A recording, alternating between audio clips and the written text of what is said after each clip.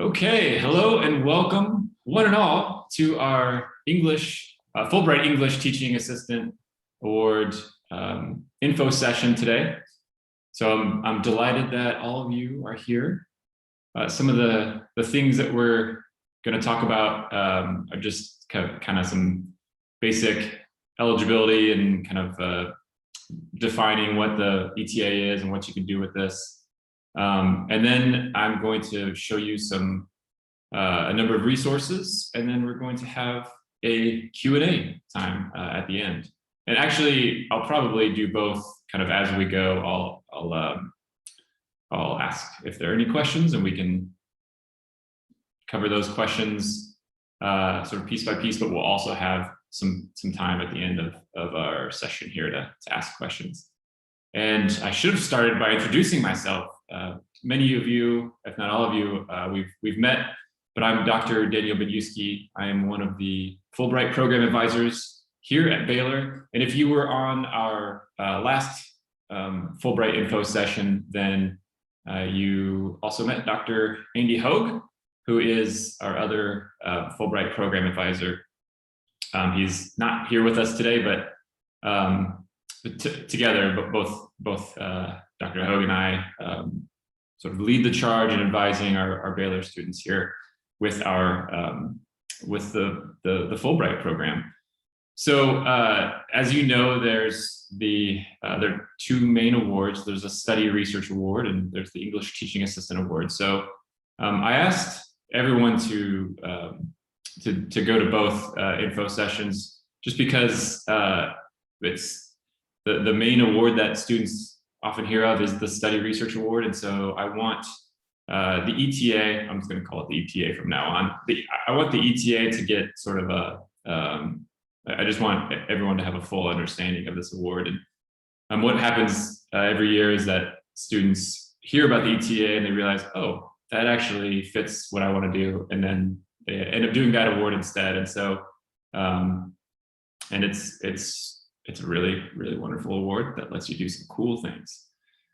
So, all right, I've already given you just a little bit of what we're going to do today.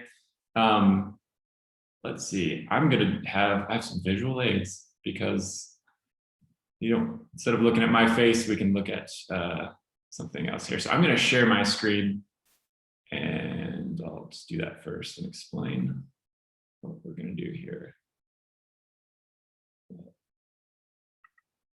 It's taking a second to share. Okay, here we go.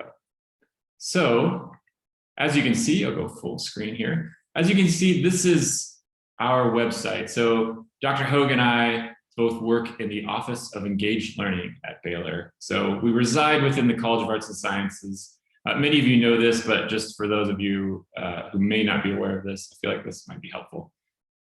So just a brief introduction about us. You can see our contacts here. Dr. Hogue he's the associate dean who directs our office. And then we have a number of other folks that work in different areas. But you see the different spheres within which we work. But there's overlap between all of these. So I'm the director of major fellowships and awards. So my main thing is to work with students as they're applying for fellowships and awards. But I work with students that apply for awards that allow civic engagement, and that are internships, and that allow study abroad opportunities like the Fulbright, and that allow you to do research. So there's lots of overlap there. One thing that I love to point out to students is that we have this really wonderful tool just for other award opportunities. There's this database that you can search. You can just see there are hundreds of different opportunities, but you can narrow your search down by all of these different sort of ways. And that's just under this fellowships and awards link.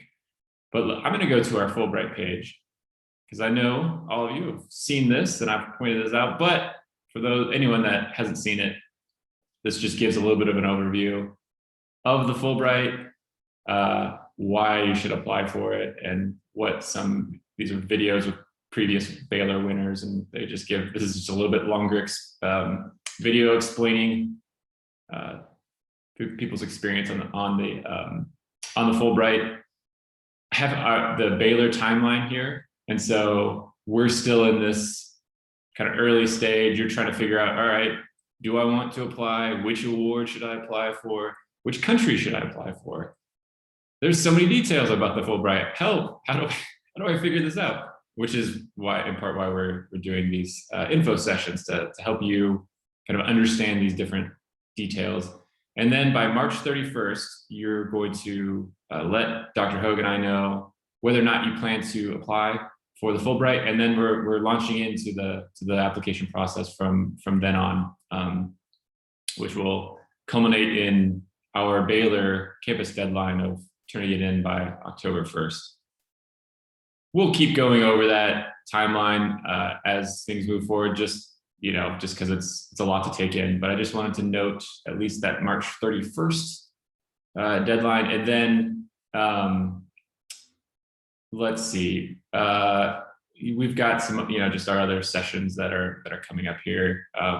Next month, we kind of move beyond the kind of basic definitions of each award and start figuring out ways to make yourself a better candidate, how to work on your essays for various, for whichever award you're planning. I also want to note that every Monday through April 26th, I'm holding office hours from 4 to 5 p.m. So if you have any questions, that's a great way to, if you have questions, email me, that's great too. But if you want to stop in and, via Zoom and ask questions, then I'm happy to do that. Except days that we hold a workshop, and next Monday, we actually are holding the Study Research Award workshop. So I won't be having office hours then, but every other Monday I will. Okay, I just wanted to mention those few things, just to keep those things on your radar. Okay, now let's go to Fulbright. I don't know if you've seen this, or how much you've been on the Fulbright website recently, but I'm on this website all the time. And you might notice that they've changed things, they've updated it. So this is the first I've seen this website, which is kind of cool. So it looks like it's the same for the most part, but it just looks cooler. So that's awesome. So the first kind of basic things I want to mention, if you attended the session with Grant from Fulbright, where let's see, was that almost 2 weeks ago, where he just gave an overview of the Fulbright, and then we had our Baylor breakout session. Then you'll know the sort of basic eligibility. He covered this, but this is a really important first step. So I'm going to just reemphasize that. Real quickly though, if you missed that session, you have a recording. Where is it? Let's see. So you can find that recording here. So there you go. And I'm gonna the recording for this session I will put here once it's up once I put it up on YouTube. Okay. So eligibility. Here we go. Under this about section. The two main things I want to point out are that so you must be a U.S. citizen, and that's because this is a Department of State funded award, and so that's just an important thing to note from the get-go. Fulbright brings a lot of people from other countries to the U.S., but the U.S. student program they only send U.S. students to other countries. And the other thing, so I should have mentioned this from the beginning. This session is open to both undergraduate and graduate applicants. So hello, all undergraduates and graduates. I don't know if we have many graduate students here or not, but hey, I see someone waving, and I think they're graduate students. So great. Oh, we've got a couple of waves. I'm going to take it that you're graduate students too. That's great. So a thing to note about any Fulbright award, but so you can basically apply for the Fulbright. Your first year of eligibility is the deadline that the fall of your senior year, basically. So all you undergraduates here that are going to apply. There may be some folks that are just here because they know they want to apply for Fulbright down the road, and that's fantastic. But for those that are undergraduates, they're going to apply next year. They will either graduate next December or next spring. Or let's see, I suppose you could also graduate in August too next year. But for the graduate students, basically any graduate student can apply as long as you don't have your PhD by the time of application, so by next October. One last thing I do want to note about eligibility, and this is in the ineligibility section.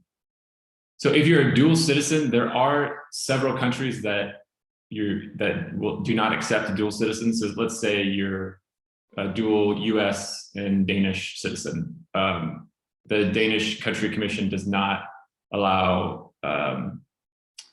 Danish US dual citizens to apply to Denmark. If you're a Danish US dual citizen and you want to apply to Colombia, that's great.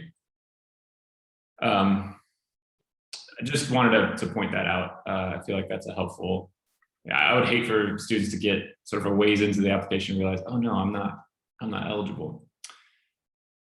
Okay, then the next thing that I want to talk about is just a few kind of facts about the ETA. And I talked a little bit about this last time, but repetition is helpful. So the ETA is an award that allows you to go out and teach well, how are you? as an English assistant on in another country. And so that's sort of the long and short of it.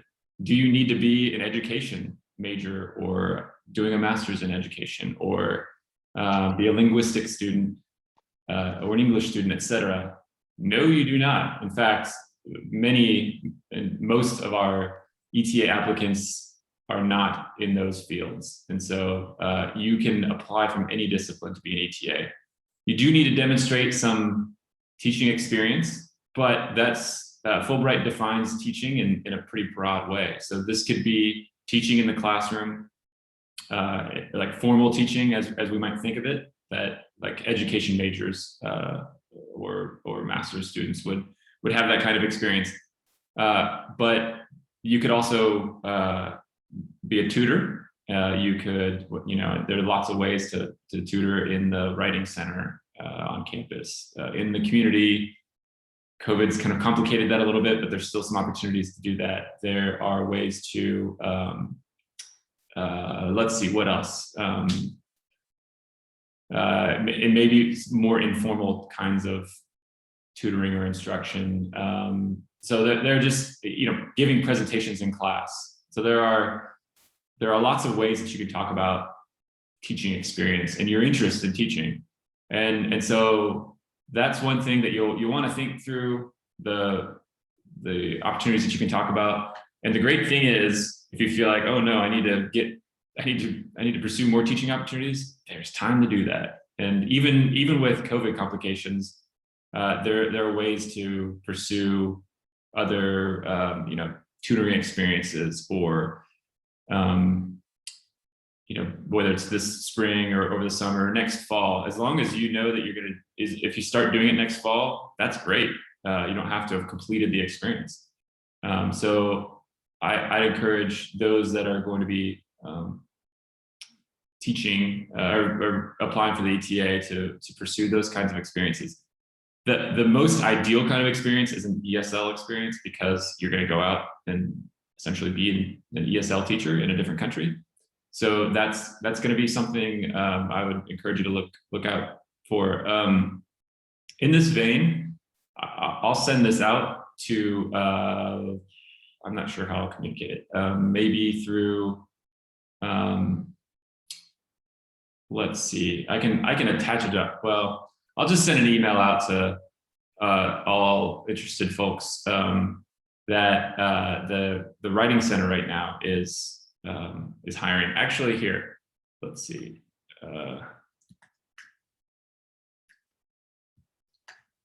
Let's see if it's on their website. I just got an email about it recently. So I'm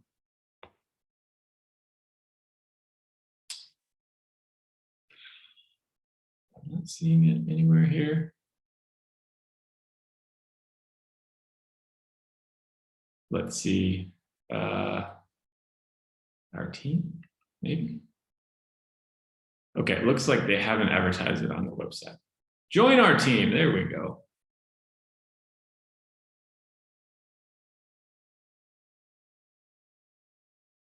So I know, sorry, graduate students, I know that they are hiring for the undergraduate writing consultant positions.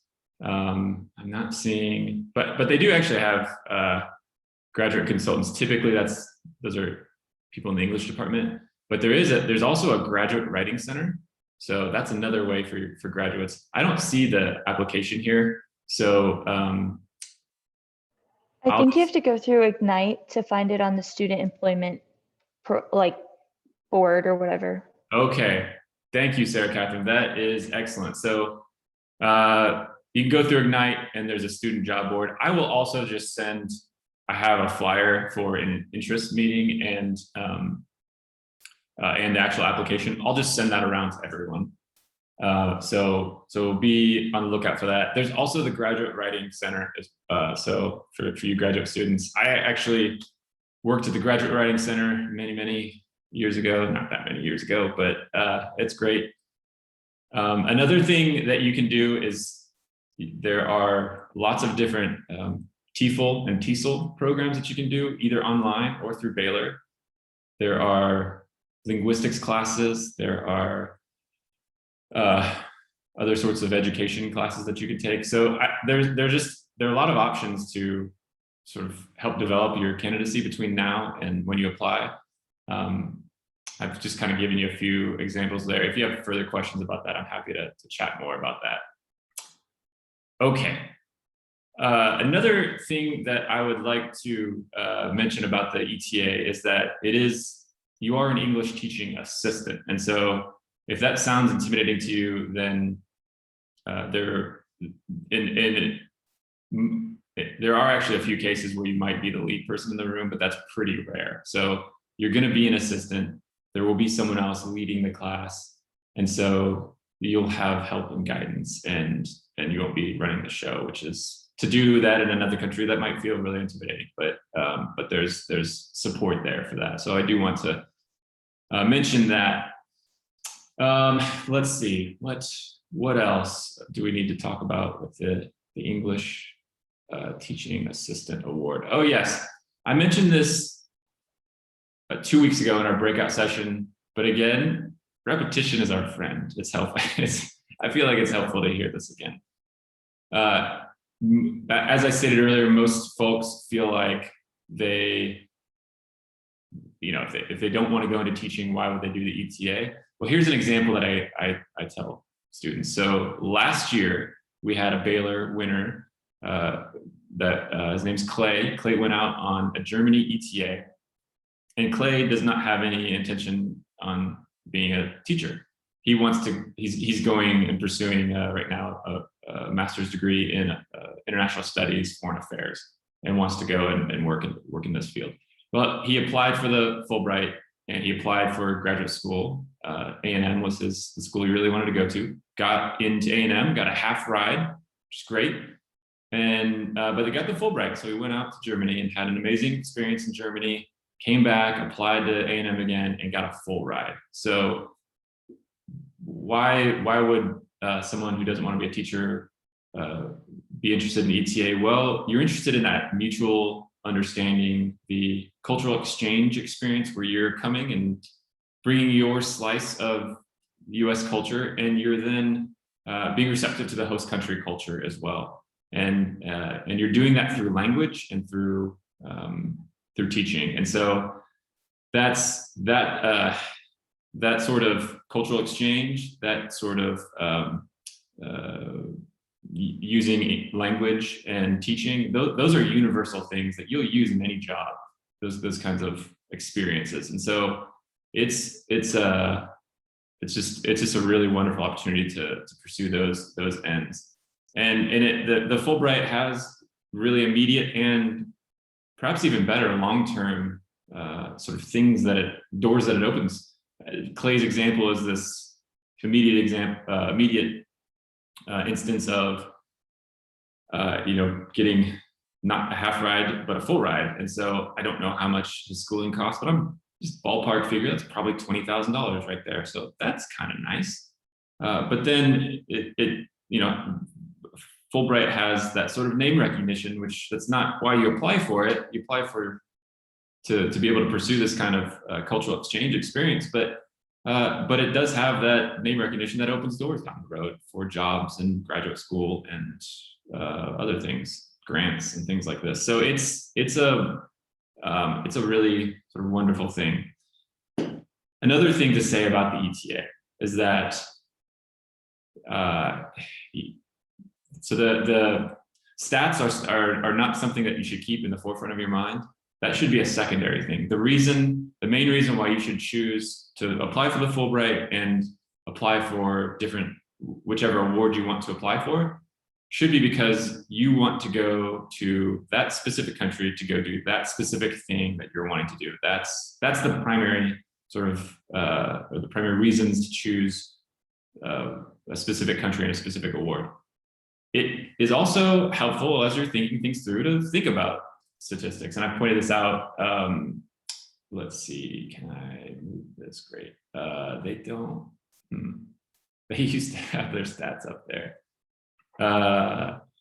Let's see, I don't know. Well,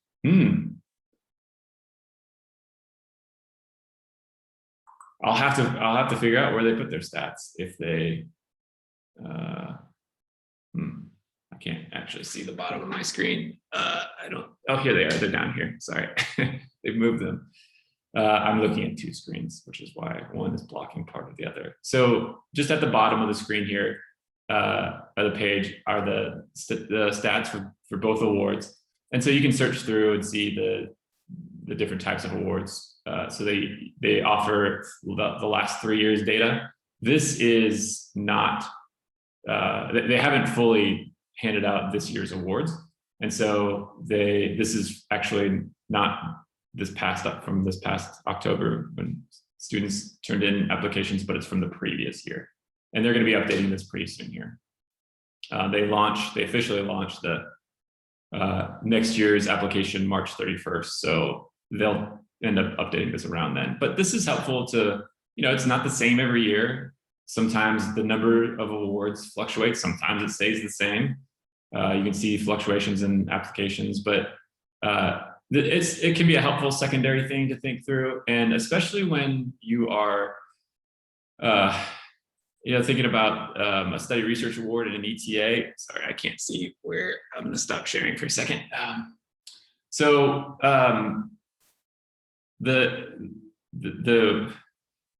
As far as stats go for different awards and fellowships, for the Fulbright, it kind of depends. Sorry, my screens are getting mixed up here. The answer for any Fulbright question is it depends. So as it comes to statistics, it sort of depends on the award that you're applying for. But having said that, with the study research award, the floor typically is below 1%, and the ceiling often is about 10%. That's not true for every award. There are some awards that are study research awards that have higher acceptance rates, like 20 and 30%. But that's just sort of this is no, and crunch the numbers in any sort of scientific way. It's kind of anecdotal, but I think largely true. With the ETA, typically the floor is about 10%, and the ceiling is, the many awards have about a 20 or 30% acceptance rate, and some, like the Malaysia ETA, had at least last year had a 55% acceptance rate. So that's pretty good. I think that's worth noting. You don't want to choose an award just because it has a good acceptance rate. But when you start to think about, I tell all study research award applicants, but also to people that are looking at really competitive awards like the UK. The UK awards they're great, but they're also very competitive. We always have lots of UK award applicants, and we have had lots of winners over the years. But it's also they're competitive. Those awards, you definitely want to look at the stats. That's a little bit more primary for those really competitive awards. But some of the other ones, it's still worth paying attention to. Sometimes it's not a very meaningful difference. You'll see like a 15% and a 20%. That's not a huge difference. But if it's 10% and 50%, well, I don't know, that would influence my decision at some level. Okay, I've gotten my screens mixed up here. So let me, here we go. Let's see, why is this doing this? Let's see, I'm exiting full screen. There we go. So let me just pause right there and see, does anybody have any questions that they were hoping to ask? I have a question. Yes. So just right off the bat, there's like a lot of countries and that's so cool, but do you have any recommendations other than like looking into the stats of like how to narrow it down, which ones you might be interested in applying to? That's an excellent question. Yes, I do. So I think a helpful way to think through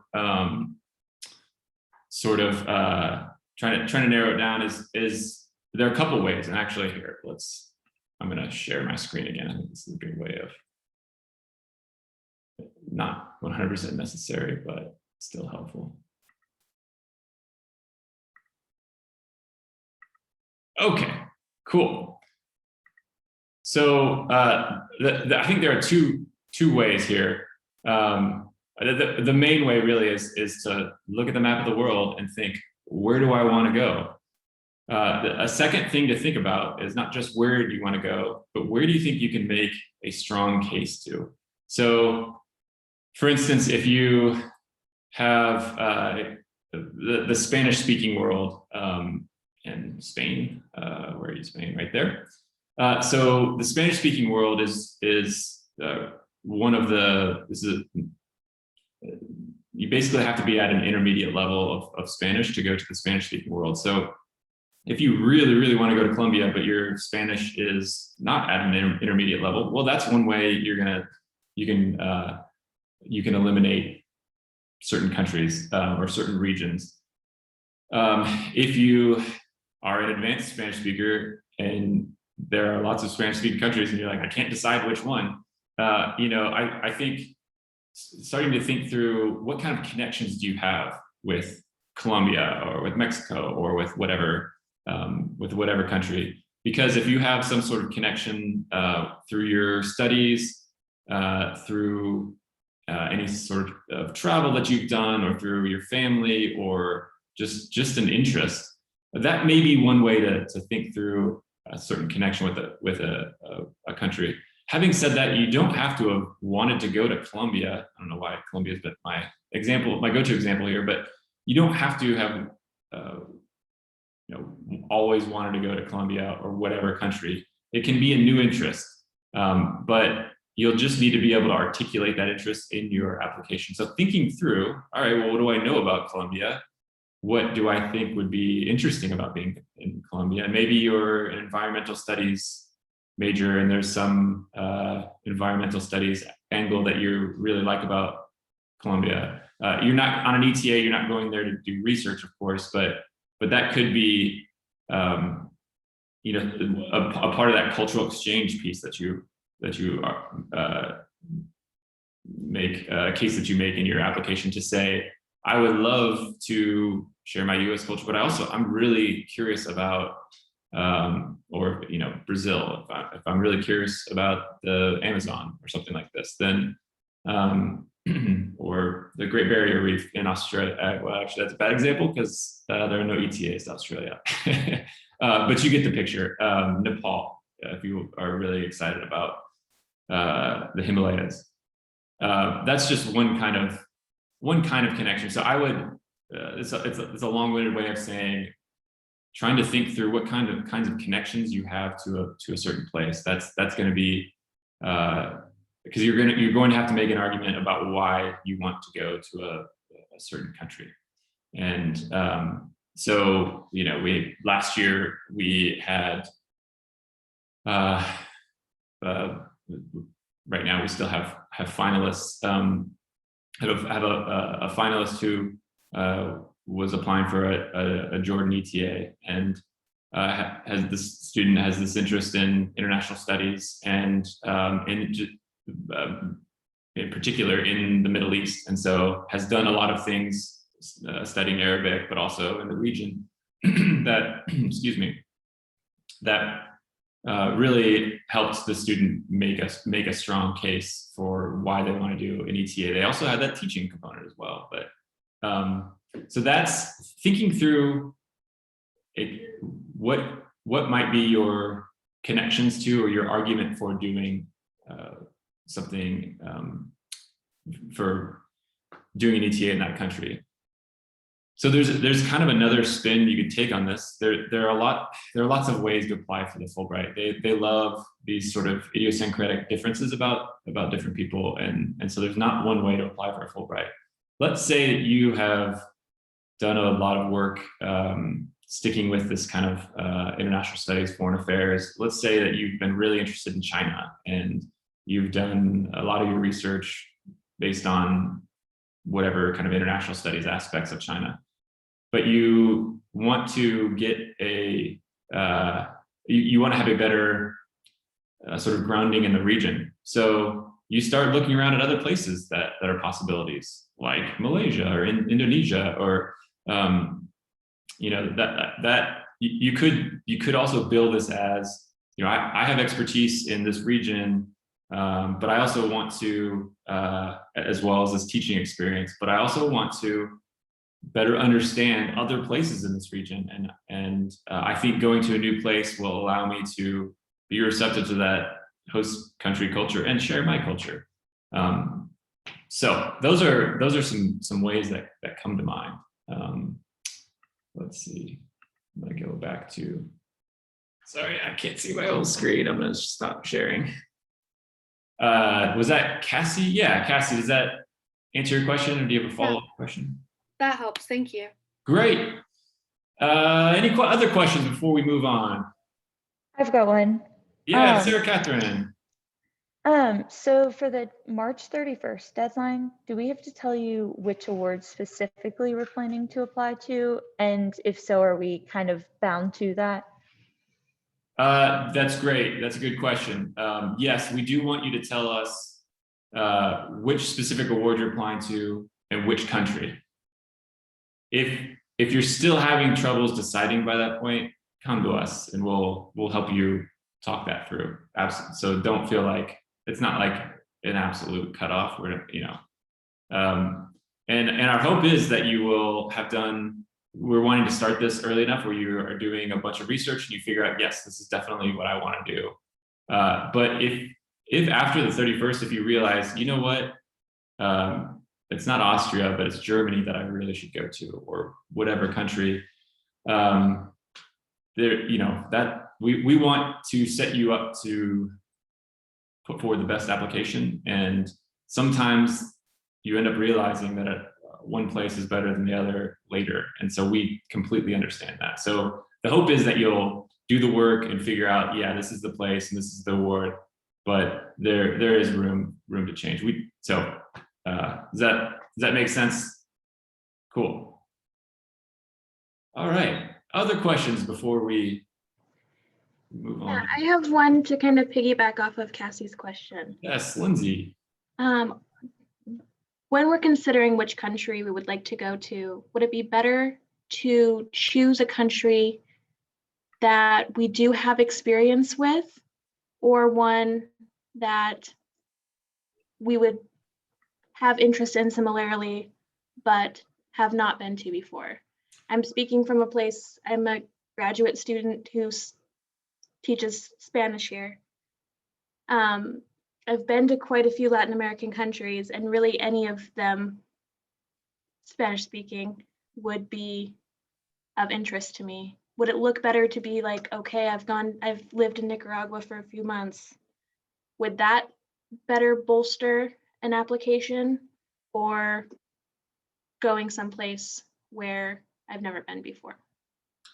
That is a great question, and I'm going to give you a very Fulbright answer, and it depends. I could actually see, I could see going sort of both. I could see going back to a country that you've been to. That could be you could make a really strong case. You've been there, you've done great work there.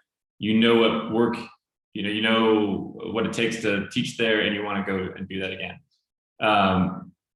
But you could also make sort of the opposite approach to say, I've been to these 3 or however many countries and taught English there, but I really, because I've been to Nicaragua, I want to go to Guatemala, and that I'm intrigued by going to this new place, and I think it will help me.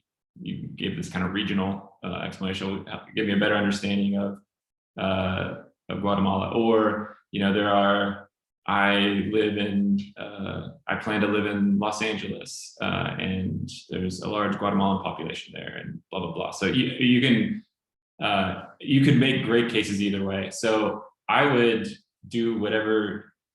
There are a couple ways to think through this. You're in the enviable position where it seems like there are really several different options that you could make. I would sort of make a hierarchy of where do you want to go, because that's ultimately the most important sort of aspect of your choice here. Is you'll be able to make the best case in your application, and you'll be able to be really passionate about the place that you want to go the most, and that's going to come across on your in your essays, and so that I think is going to be a really sort of central thing.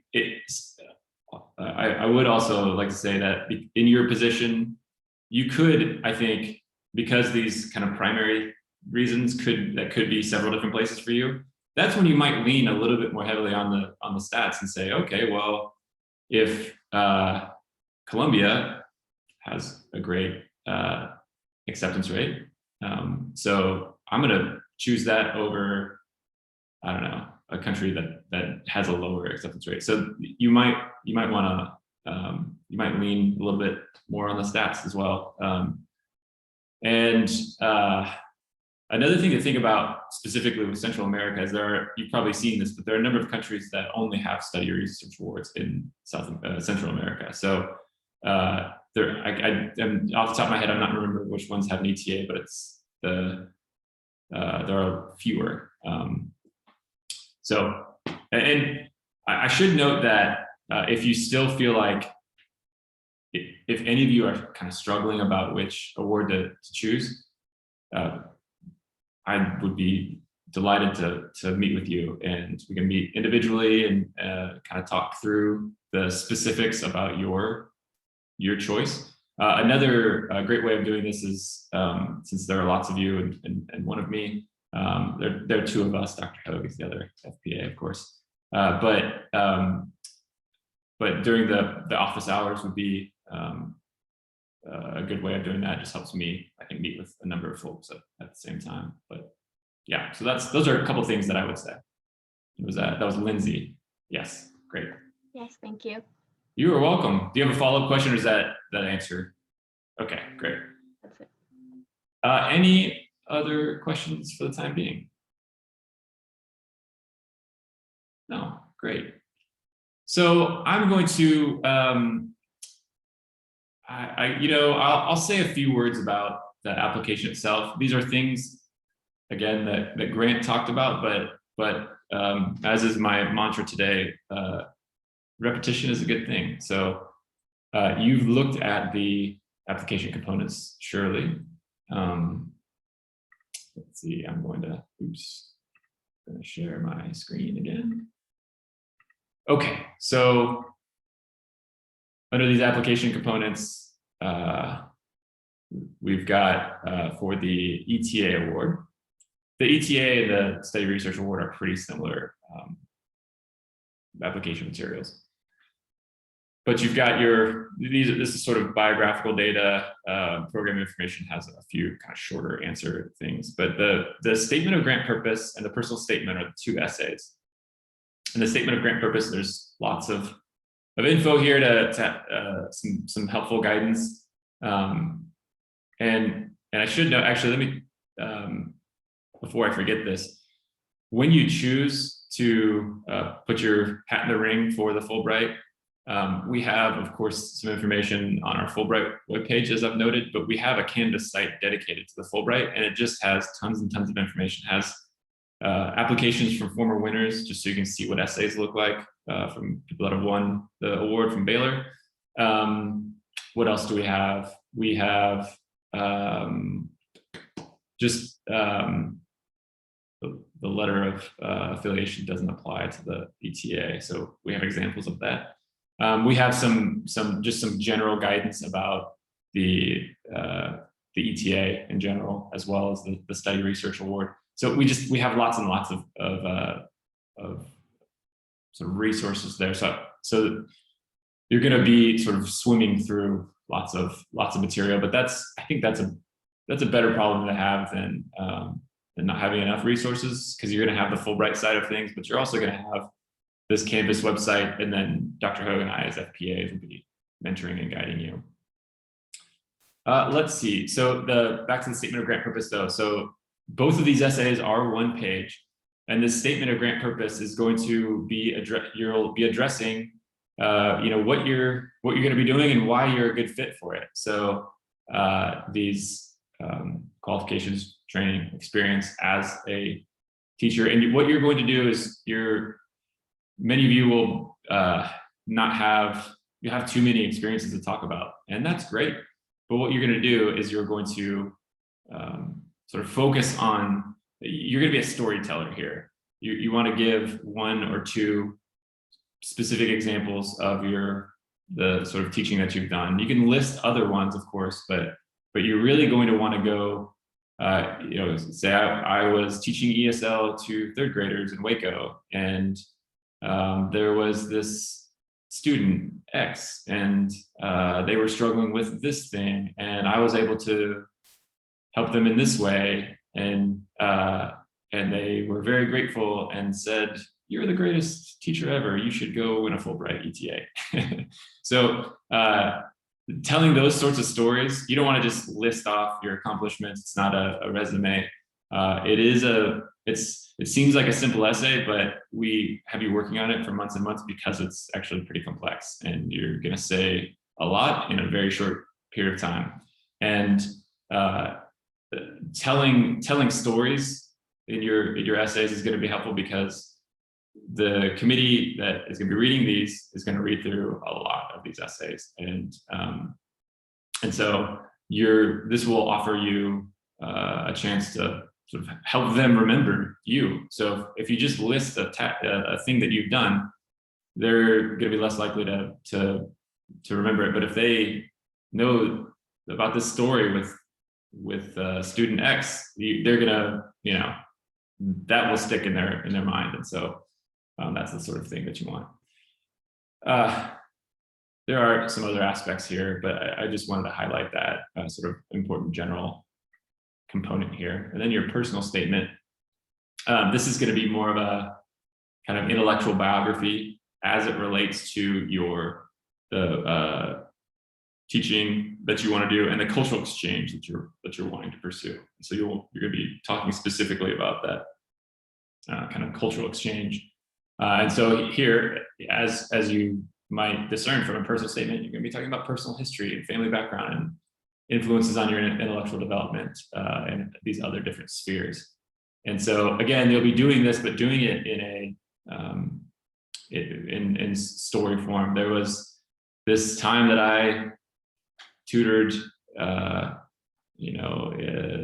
these students in this particular setting, and it really moved me because of these reasons. So that's a little bit more personal angle on a teaching experience. Or say you want to go, you really, really love Morocco, and you're committed to you want to be a foreign service officer or work for a U.S. embassy in Morocco, and you are able to demonstrate why you love Morocco or why you love the Arabic speaking world, or, so that's a kind of a marriage of your cultural exchange interests, but also your, your expertise of what you're pursuing. So, okay, there's more I could say about these documents. They really are very nuanced, but I just wanted to maybe say just a word or two about them. And let's see. Sorry, I am going to stop sharing here. I haven't really gone over the timeline because I know we talked about that last time, but I can go, I guess I did a little bit earlier, but I could go over that with a little bit more detail, or I could just open things up to further questions to y'all. Let's start with further questions. What other questions do you have? And it's okay if they're specific to your interests. That can be instructive to everyone. Yes. Is the Canvas page something that we're going to be added to, or? Yeah, great question, Cassie. We will add you once you say that you commit to applying. We will add you to the Canvas page. We just wait until then because if we only want to have people in there that are going to actually apply for the Fulbright. So yeah, once you do that, once you let us know, we add you and you'll have access to that. What's the best way for us to let you know that we're committed to applying? You can just email me. If you know Dr. Hogue, you can email Dr. Hogue too. But you don't need to email both of us. You can just email one of us. So yeah, reach out and say, I know that I want to apply to a Russia ETA and I can't wait for it. And I'll say, great, I'm really excited, Sigrid. This is wonderful. I can't wait to walk alongside you and help you and mentor you as you pursue this award. Other questions?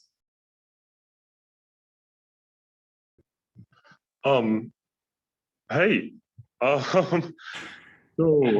How's it going, Preston? It's going well. Are you laying on the floor? I am. Okay. Yeah.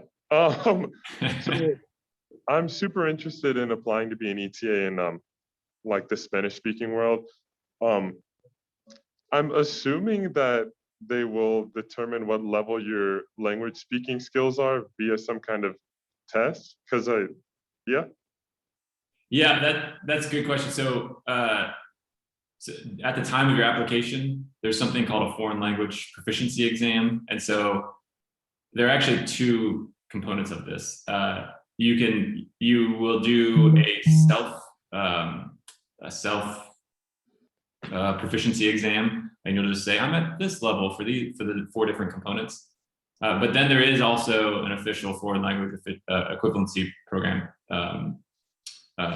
exam. And so you will want to do that as a part of your application. And even if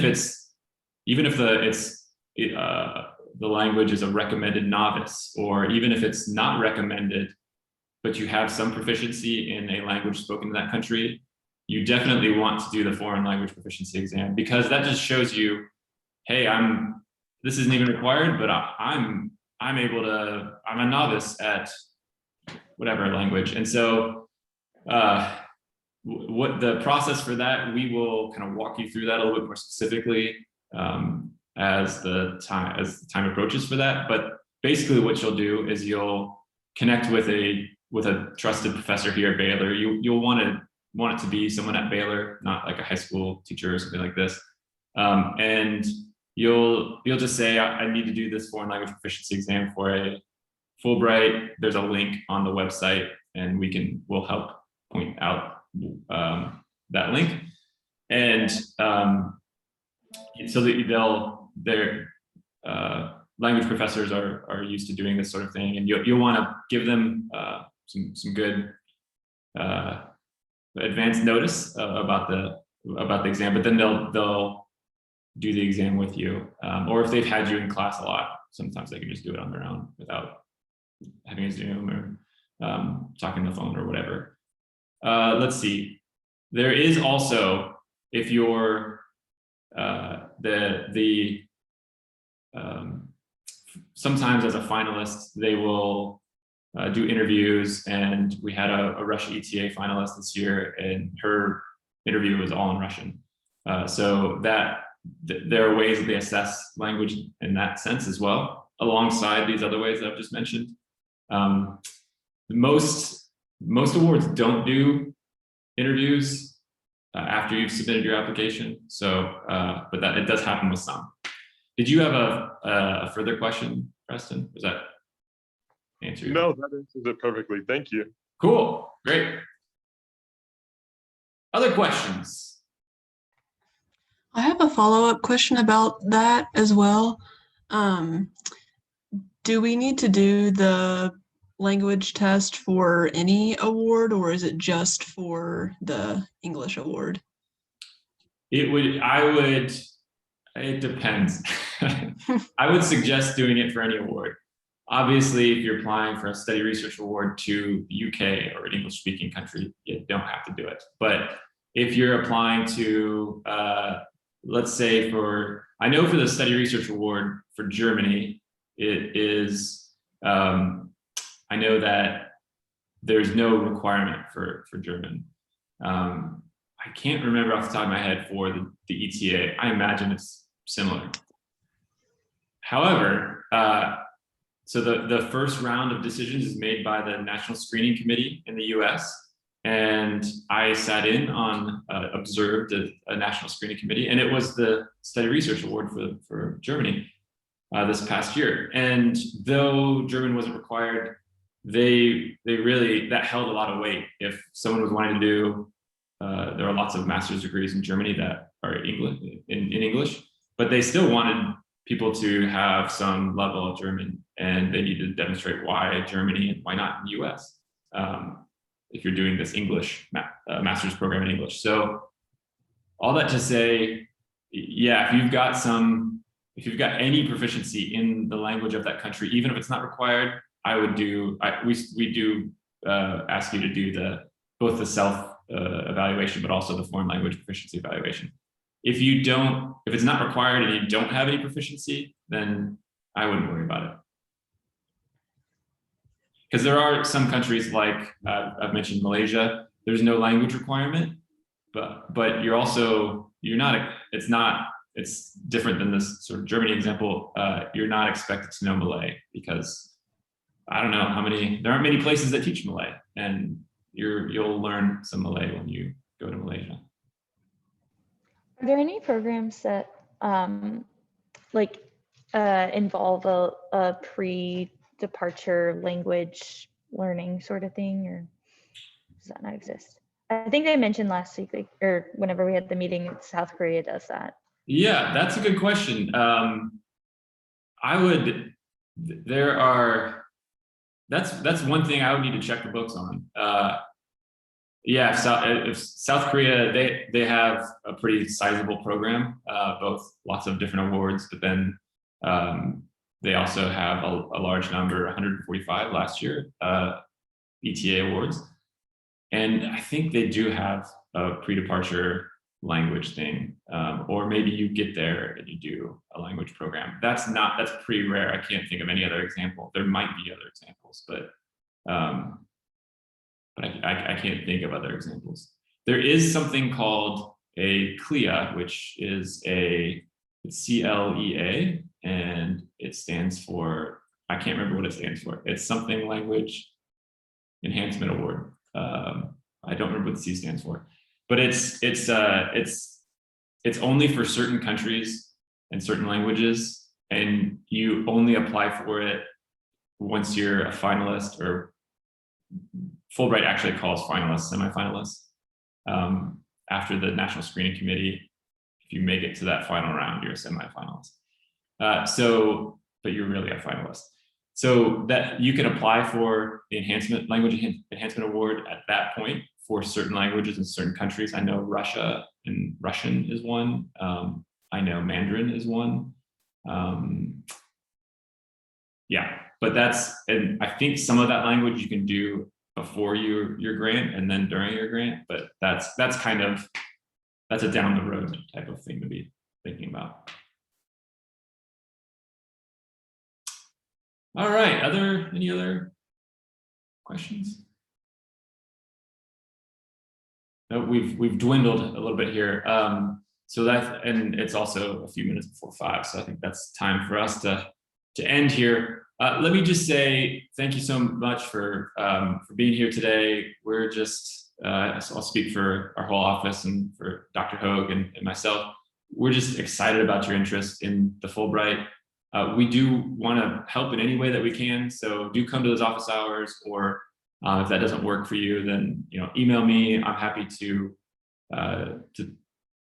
answer your questions, to chat through your specific aspects of, if you're thinking through certain different awards or different countries.